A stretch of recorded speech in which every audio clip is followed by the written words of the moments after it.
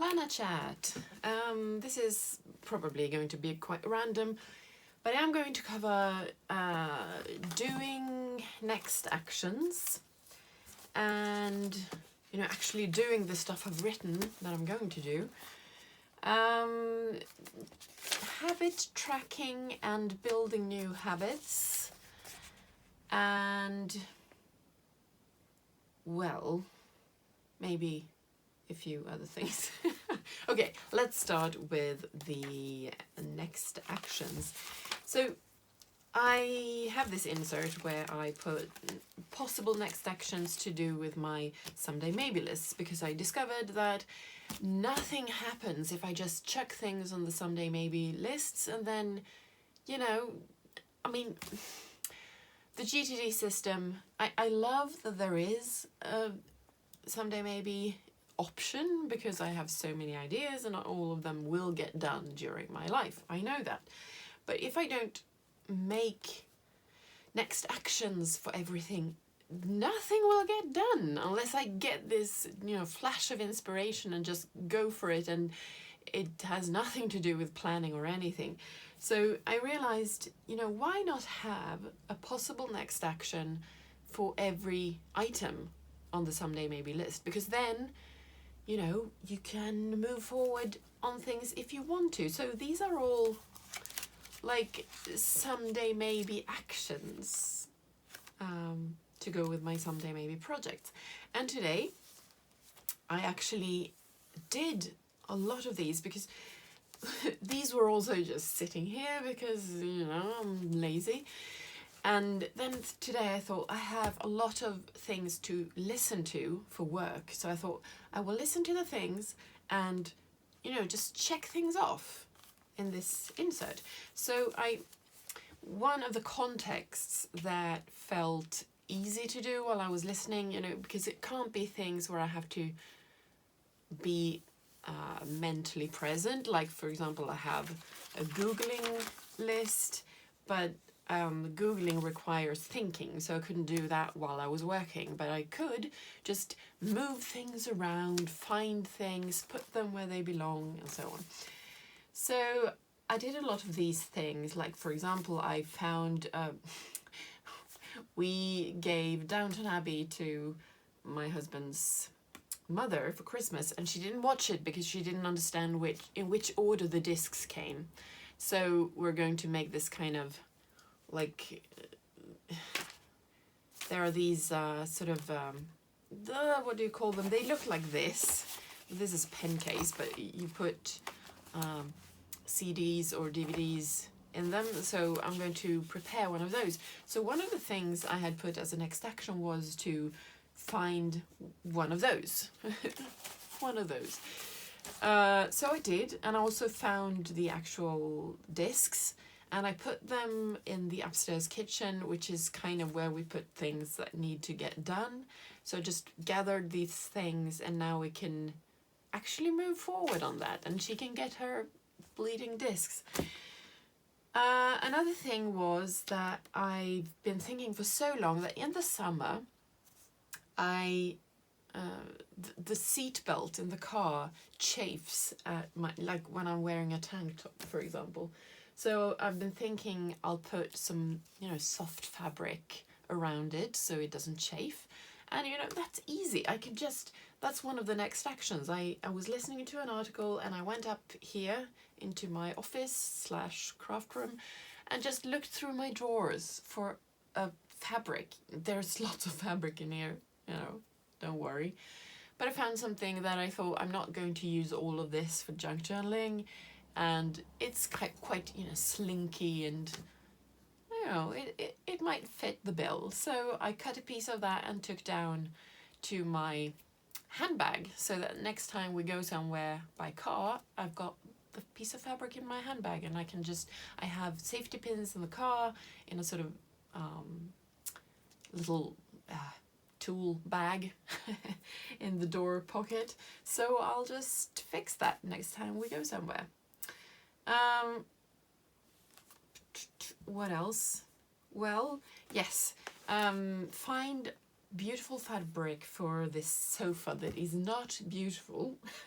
So I've been thinking, there's this green, the room is green, so I want the fabric to be green, the sofa to be green.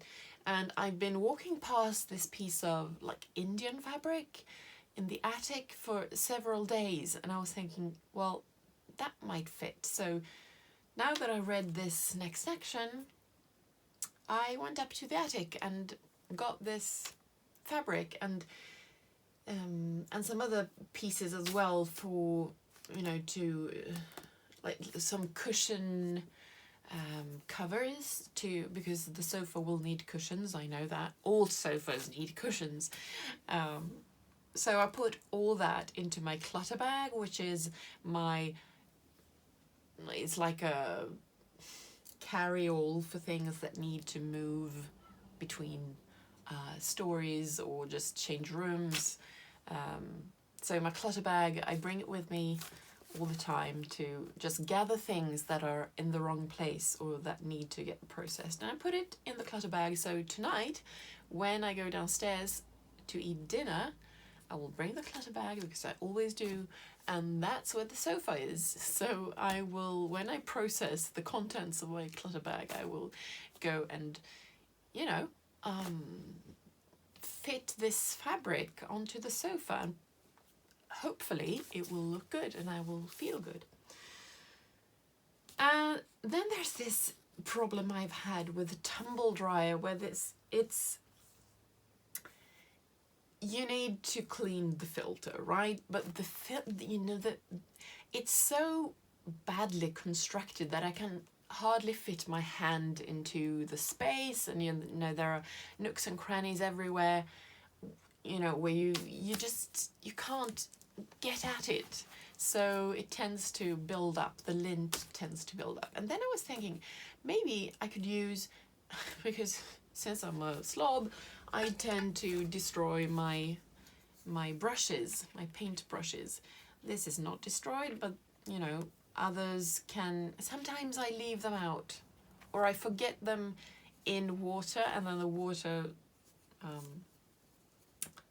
what's it called, goes away into the air, and then I'm left with a ruined paintbrush. But I was thinking, maybe that's the perfect tool for cleaning the lint filter in the tumble dryer. So I put that on the next action list, and now I read it, you know, paintbrush or similar for my tumble dryer. So now I've put a couple of different, you know, lengths and sizes of brushes into the laundry basket that I'm going to take downstairs to the laundry room next time I'm going to do laundry. So now it's there, and you know, I've half solved the problem, because I've put the thing in the basket and I know it will get carried downstairs automatically that way. And also, while I was doing that, I realized that maybe I can just chuck in a microfiber cloth as well, because that might work for parts of the lint filter. So yeah, I'm not going to go through everything. I might mention this one though, because it's lying here. I was watching Monique Smith, as per usual, and she uses placemats or similar in her, you know, to make her own traveler's notebooks. So, like, you put something made of plastic into the pockets like this, if it doesn't have holes for strings, and then you put, I mean, she made holes in the plastic and put the strings through there. I couldn't find my hole punch, so I just did it like this. I just wrapped the elastic around the whole thing. So that's not very good, because now it's, you know, it doesn't stay put, but at least it's a start, you know, and I like it. It turns out this is from a folder, a plastic folder, and it's very, well, hard the plastic is very hard, so this is not very good. So I might have to redo it, but at least, you know, I've started the process. So I'm gonna put this under something heavy to maybe encourage it to lay flat. So yes, that's something you can do. Gather or come up with tiny next actions and sort them by really granular context, next action context. And then, like, I follow another YouTuber called Michelle B, who has life admin days where she, you know, does all these tiny things that need to get done around the house. She does them all at once because, you know, you don't feel like doing them often, but you have those days where you feel like, yeah, now I can do them. So I had sort of a day like that today, and I really recommend it because, and then you've got all your lists and then you can just pick and choose the things that you feel like doing. Like if you feel like Googling, you can find out a lot of information that you need that you've put on your Googling list. So that was one thing I wanted to talk about. The other one has to do with the clutter bag. Because last month, in August, I established a new habit where I put away the dishes after lunch.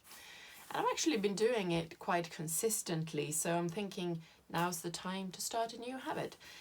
And the new habit is the clutter bag, but unfortunately I was stupid and also started this other habit which I call the quarter of an hour, which means that that me and my husband do a quarter of an hour's tidying together after dinner.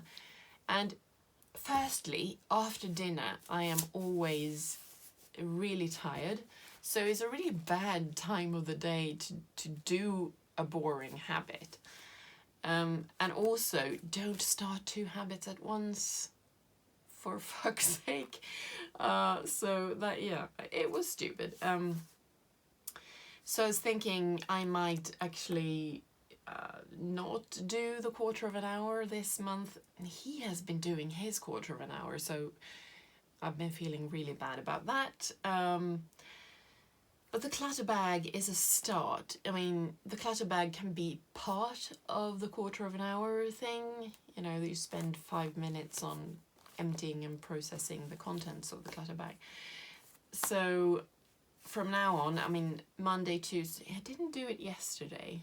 Okay, because it's Thursday now. I'm going to try to establish the clutter bag habit, but I need a trigger.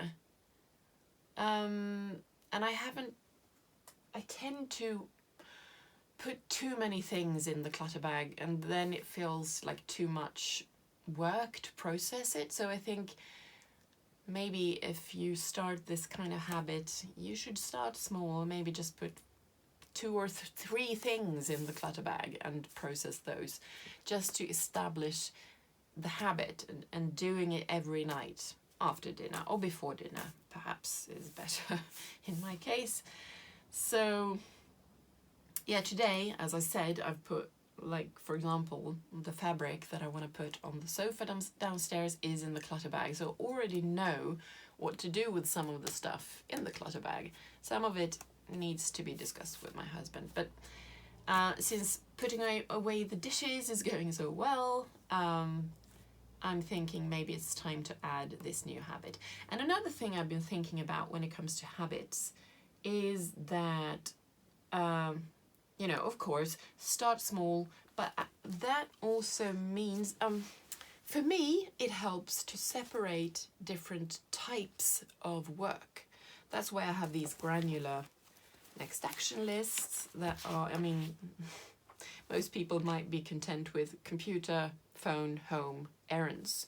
Not me. I need many different types of tasks because, you know, now I don't feel like Googling, but maybe I feel like, you know, going through my hard disk to find photos, whatever. But when it comes to cleaning, I realized that it really helps if I separate manual and intellectual tasks, so that either I put things away, you know, it's completely IQ less. I don't have to think at all because I know where everything goes, it's just routine. Or I, you know, try to solve problems. Like, where should this go? Do we have a place for this? Maybe we should, you know, change how we store this kind of thing. I can't do both at once. So if there's, for example, dishes that there's not really room for in the cupboards, that really hampers my tidying instinct, as weak as it already is. So I need to separate those things. I need to solve a problem. That's one thing. Where does this go? Maybe in discussions with my husband, who's the cook, and, you know, actually putting it there, because doing both at once is just, it's like I'm not in the mindset for both things at once. And today, as I was putting away the dishes, because I've prepared the space by having baskets above the dishwasher. So I have one for dining room, one for upstairs kitchen, one for, you know, different places where dishes should go. And I was thinking today, maybe I should even separate, you know, putting things from the dishwasher into the baskets as one task, and then emptying the baskets as another, because sometimes a basket can have very little in it. Like, maybe I only put some knives and forks in the dining room basket, so maybe I don't need to go to the dining room with a basket when it's not full. So maybe, you know, the trigger could be, now the trigger for putting away the dishes is that I'm hungry for lunch, so I go downstairs and do that, and then I have lunch. But maybe I could do that. I could empty the dishwasher into the baskets, then have lunch, and then when the baskets are full, that's the trigger for actually putting away the things inside. So I'm not sure if this is me rationalizing not doing the full task, or if it's a good genius idea, but time will tell. And I thought I'd share. Another thing about tasks, about habit tracking, is that last month I had a long list of habits to track, and I didn't do many of them, and I thought I'll keep it small this time for September. So actually I should cross out the quarter of an hour thing, because it's just not happening. So 3 things is enough to track when it comes to cleaning, because I am tracking the tidying part, you know, the decluttering part, and the cleaning parts sort of, I do them automatically if I've tidied. The tidying and the clutter is the problem, not the cleaning. So I've concentrated on those things for this month's tracking. What else? Yes, just one final thing about the next action inserts. The point, I've written it here on my social media spread, the point of the next actions is to avoid arriving at the cabin, for example, or any other context, and seeing your project list, for example, paint a snake, because I'm going to paint a snake on this sort of thing. Never mind, I'm going to paint a snake.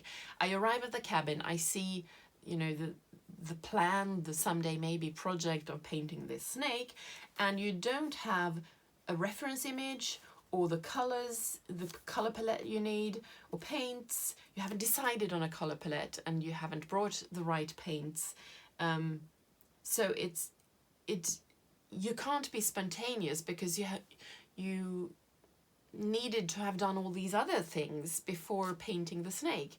So that's the point of having next actions, which you already know if you follow GTD, but I just wanted to mention it because, you know, it was kind of a revelation for me, because if I put on my next action lists to, for example, Google snakes for reference, and print reference images, maybe brainstorm color schemes, maybe Googling